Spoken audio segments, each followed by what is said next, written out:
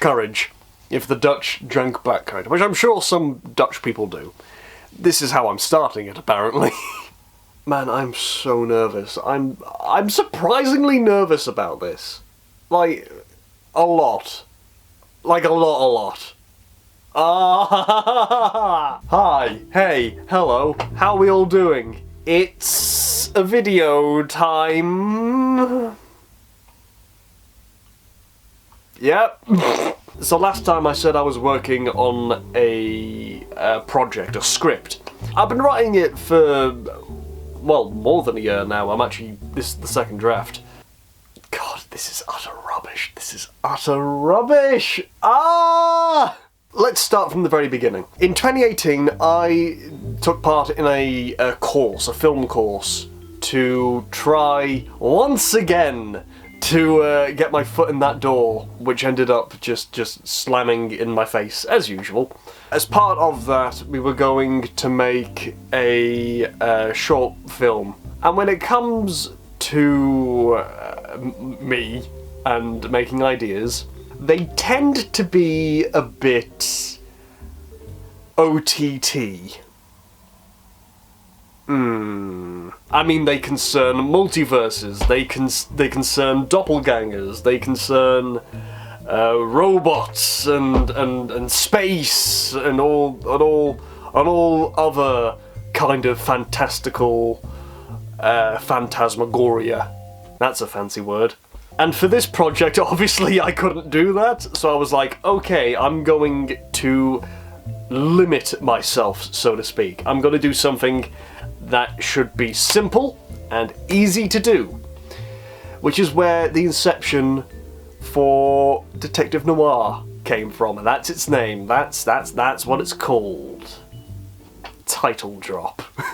I initially envisioned Detective Noir as more of a comedy adventure, sort of taking inspiration from the paintball episodes of Community, where the entire school gets involved in the paintball game and they all take the rules very seriously and it's very dramatic. And funnily enough, when I actually went to my sort of tutor to be like, oh hey, here's my idea, she actually said it was still too ambitious, so great.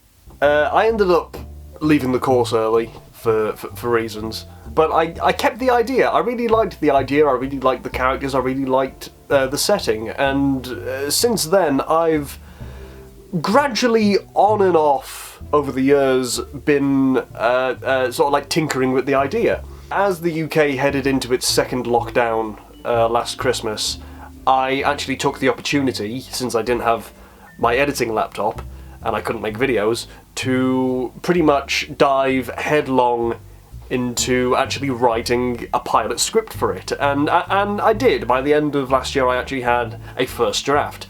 I've let it lie for the year, still tinkering with like some ideas in the background. I wrote a series bible, I've done some character design work, although that's not really important, that's more just for my own enjoyment, to pass the time, I guess.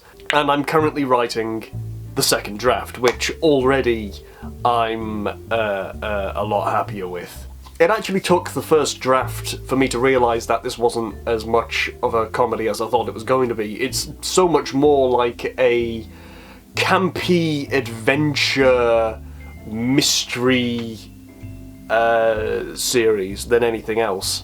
While I'm only focusing on the pilot for the minute, because I'd like to obviously write that, get it made, and then see how well it does, I have obviously put some thought into other episodes. I'll freely admit, I do hint towards some of those other ideas in the pilot script. You've got our main hero, Detective Noir, who I would like to play. Because you know what they say, if you can't get any work, bloody make yourself one. That's a quote, 2021, hell yeah. You've also got the real main character of the series, Hannah Faye, who's gone through several name changes already. Don't be fooled by the fact that Noir's name is in the title. The story is about Hannah, her relationship to Noir, and very much coming into her own as a detective. Our setting is in a university, currently called True Horizon. I'm honestly well up to changing the name. I just pulled that out of a metaphorical hat. I said metaphorical wrong there. The school is a lot more of a practical school rather than a sit down, listen to a lecturer kind of school. But the school itself is set up in a way that you can have all these different mad things going on in the background and will be addressed in different episodes. The inspirations and influences of different properties, if you know me quite well, is actually kind of obvious. While I've leaned away from the comedic side, the setting, obviously, of being in a school environment is still there from Community. Taking a bit more inspiration from that Disney cartoon, Fillmore. The dynamic between Noir and Hannah is very reminiscent of a number of different Doctor Who, Doctor Companion dynamics. I personally see a very strong connection to 3 and Liz Shaw, 8 and Charlie, and 10 and Donna, and I've sort of like thrown those characterizations and personalities into a great big mixing pot, and whatever's come out is Noir and Hannah, and that's something, to say the least. Again, while I'm just concentrating on the pilot, if this does indeed go to series, I would imagine the series being very episodic in nature with overarching story arc, particularly to the series final, which I have ideas for. And they range from one mad thing to another mad thing. This first episode, the pilot, is very much a political thriller mystery thing. I envision the second episode being at a science expo. There's a Agatha Christie mystery thing, but instead of being a murder, it's like missing items. And then you've got an episode where Noir faces off against a cowboy. Because why wouldn't you? And then there's another one with defusing a bomb on an airplane. Because why not? And then there are ghosts! And then there are ghosts!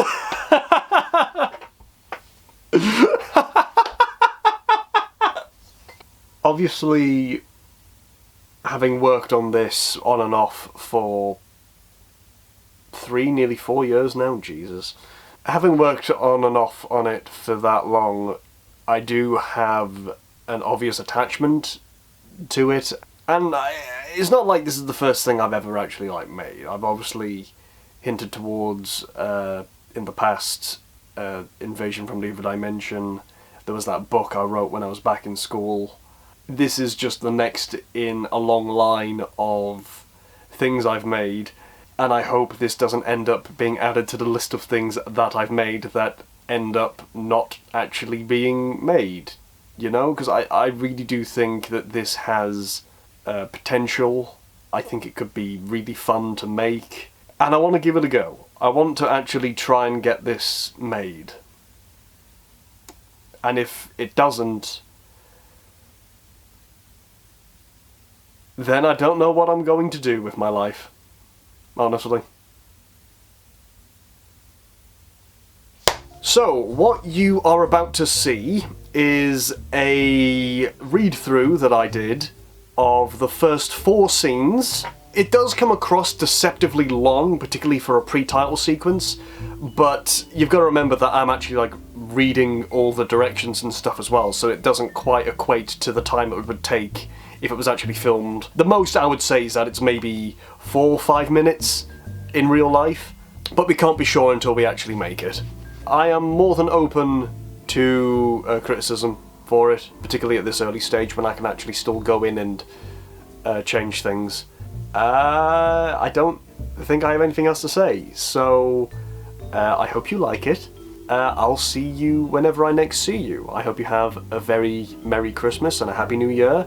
I proudly present, Crewe on the Sofa proudly presents the first preview of Detective Noir. It doesn't have a title. The episode doesn't have a title yet. Enjoy. Jesus Christ. Scene 1. Interior. Student Council Room. Evening. We abruptly start with a Student News Network recording being played back on a laptop. The footage is from the previous year's student election results. News reporter, Kirsty Clark, sits behind a desk as infographs on screen relay that day's other news. And to no one's surprise, Richard Maine has won the student president election with a landslide majority, the likes of which haven't been seen in nearly 6 years. Richard will take office in the new school term this coming September, saying that to have achieved this in my first year is both humbling and an honour. As the recording continues to play, the camera pulls back as we see that Richard Maine himself is the one watching it, sitting at his new desk in his new office. The room, while moderately sized, with a large window situated behind the president's desk, was currently cluttered with several boxes, leaving very little room on the tables and chairs which also occupied the space. Very few of these boxes had been opened, the contents of which range from documents of important matters to random knickknacks and trinkets. The only things that seemed to have been placed properly was a collection of different plants dotted around the office, including a large fern not too far from where Richard currently sat. As we settle on a shot of Richard, text appears on screen. Richard Maine, second-year political course student, student president-elect. Richard seems happily lost in thought, an almost tired smile across his face. He'd worked hard for this, and still couldn't quite believe he was here. At that moment, his vice president, Olivia Shaw, entered the room through a large set of double doors. She didn't look up as she entered, reading something off of the clipboard she was carrying. Text appears on screen. Olivia Shaw, second-year political course student, student vice president-elect. All right. Alex told me that the preparations for the inauguration are on track. Sarah's touching base with the dean about allocating budget, and Abby has thrown the last of Rosewood's leftover crap into the furnace, but doesn't think all the air fresheners in the world could remove the smell from here. How are you doing in... Olivia finally looks up, noticing the unopened boxes, and Richard sat at his desk, somewhat gormlessly staring back at her. Here... Oh... She looks at Richard. I thought you said you had a handle on this. Richard, still slightly gormless, looks around the room before returning his gaze to Olivia, pointing at his laptop. I've got the Wi-Fi working. Congratulations, you've done something 6-year-olds are learning to do. I think you're overestimating there. You were watching the results again, weren't you? Richard stands, flashing his signature smile, and begins walking towards Olivia, trying to worm himself out of this awkward situation, while also reveling in their victory. Olivia, can you blame me? I mean, we're here. We're actually here. We did it. In 1 year, no less. Tell me you're not as excited about this as I am. As he leans on the doorframe beside her, Olivia does smile a little. As much as your enthusiasm is warranted, you've had all summer to get over this. We have a responsibility to look over this school now. And you can start by setting a good example and sorting out the room, like you said you would. Richard blows air out of his mouth, surveying the room. I suppose you're right. Still, can't quite believe it. He looks back to Olivia. I never did say thank you, did I? Oh, don't get sentimental on me. I never said thank you either. The pair share a genuinely heartfelt smile. Well, I guess this'll be our job tomorrow then, huh? Not exactly what I expected to do the day before the ceremony. I'll make a start on it, I promise. What, now? Aye, I've got nowhere to be. Do you want a hand then? Richard laughs. No! I might have nowhere to be, but you do, if I remember. Well, yeah, but I'm sure they won't mind if I... Richard interrupts her. He knows who she's meant to be meeting, and he's not about to come between that. Olivia, trust me. You don't want to cancel on that. Olivia looks at him, sort of concerned, before giving a grateful smile. I suppose not. Thanks again. Richard returns the smile. Enjoy your evening. I will. And you don't stay too long, all right? Olivia turns to leave, but stops herself before fully closing the door. She meets Richard's gaze once more, before smirking. Yeah, I can't quite believe it either. Richard laughs as she finally leaves, closing the door behind her. He surveys the room once more, wondering where to start. After a couple of seconds, he wanders over to his desk again, turning the laptop to face him. He opens up the music player and selects a playlist of chill lo-fi beats. As the music starts, he turns his attention towards the closest box and begins rummaging through its contents.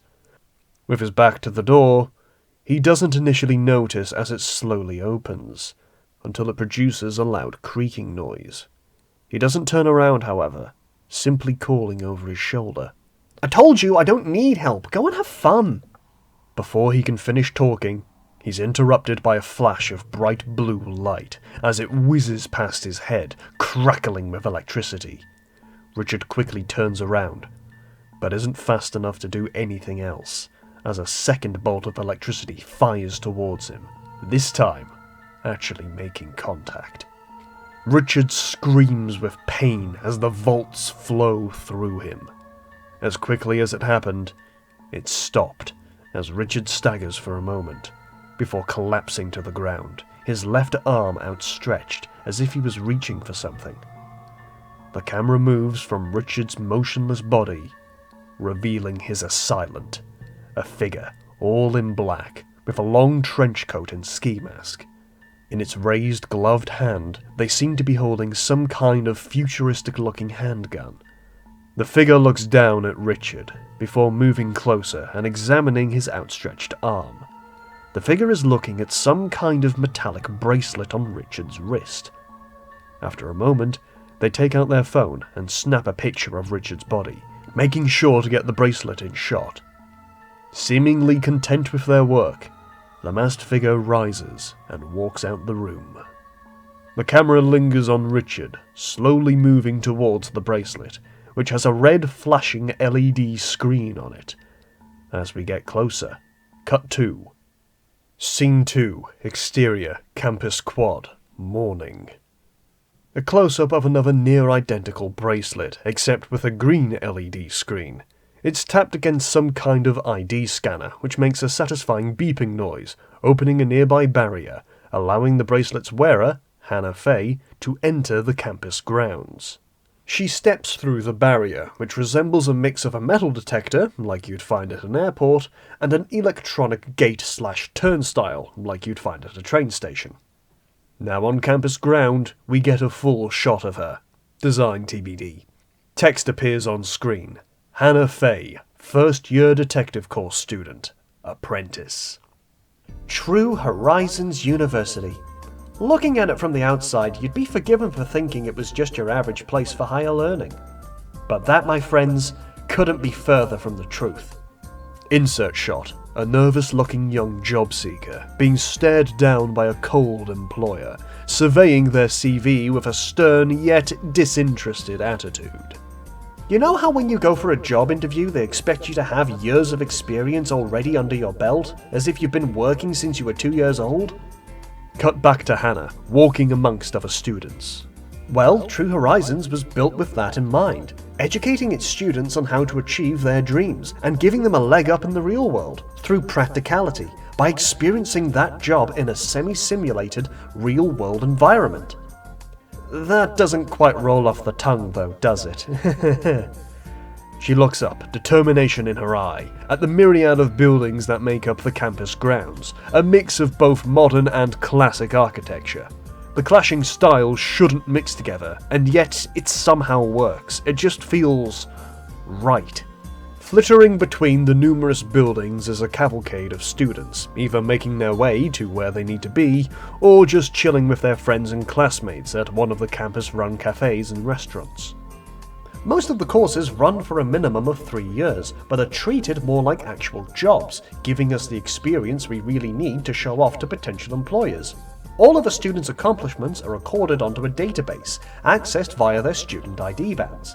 As she narrates, Hannah looks down at her ID bracelet, a simple functional device with a couple of buttons on it, along with the aforementioned LED screen. Every student around her also has one. These are essential to a student's everyday life. Hannah continues walking. We cut to shots of different students as she describes them, as well as some of the impressive buildings she walks past that make up the campus. It's no surprise that many of the world's greatest scientists, artists, athletes, medical professionals, and engineers spent some time here. The funding for this place is insane. It's independently financed through several lucrative businesses and institutions from around the world, simply out of the hope that one of the school's alumni will one day work for them. As you can imagine, they don't take students on lightly. You've got to have a real passion and talent for what you want to do if you want to get in. Hannah passes one of the student-run restaurants. A waiter waves at her. She blushes as she waves back. The amount of credit and goodwill this place gets has allowed it to pretty much become its own micronation. We've got our own news network, power station, waterworks, medical centre, you name it, I'm pretty sure we've got it. I even heard there was some kind of secret astronaut program. But I'm not sure how legit that claim is. Hannah makes her way towards the main tower block. A tall, imposing building, much higher than any of the surrounding structures, the university's logo plastered on the side of it. She passes 2 cops, the school's police force and general law enforcement on campus, heading in the opposite direction. Her gaze lingers on them as they walk past, before focusing her attention back on the tower. We even have our own police force. What, you didn't expect everything was going to be sunshine and rainbows, did you? If only. Gather together any number of people and you're gonna have some kind of disagreement. I know that all too well now. Scene 3. Interior. Tower Atrium. Morning. Hannah enters the main building. This is where she needs to be. Where she's meant to be. And she's sure of it. She passes a number of students as she heads towards the elevator. That's why I'm here. I've decided it's my calling to investigate and stop crime.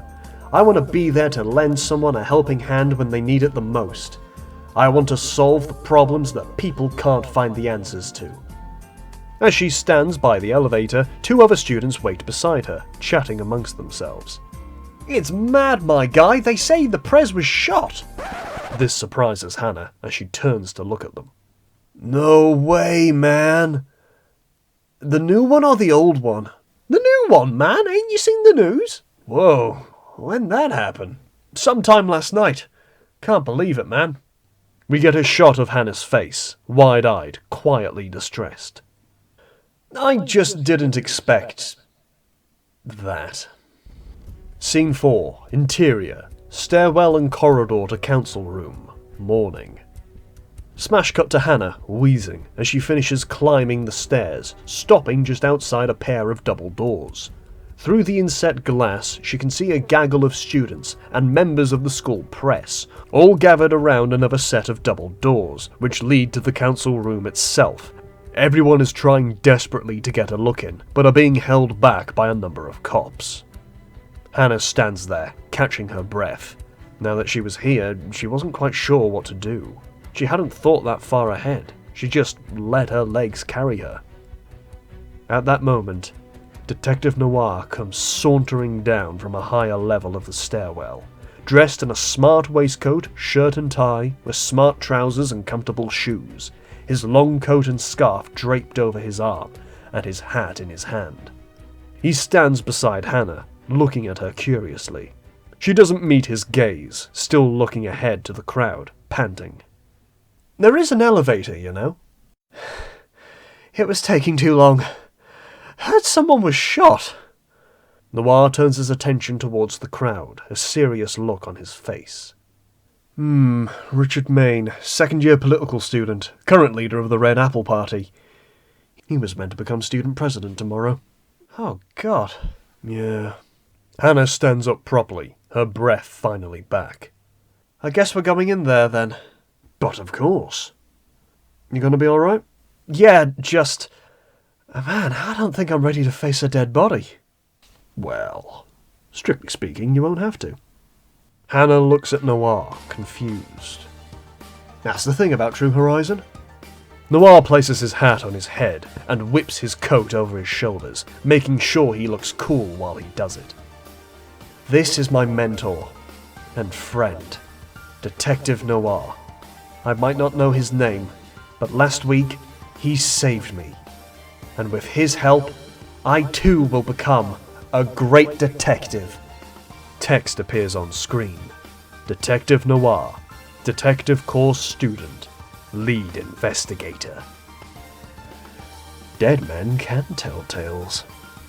He flashes Hannah a grin, as together they step through the double doors. Cut to titles.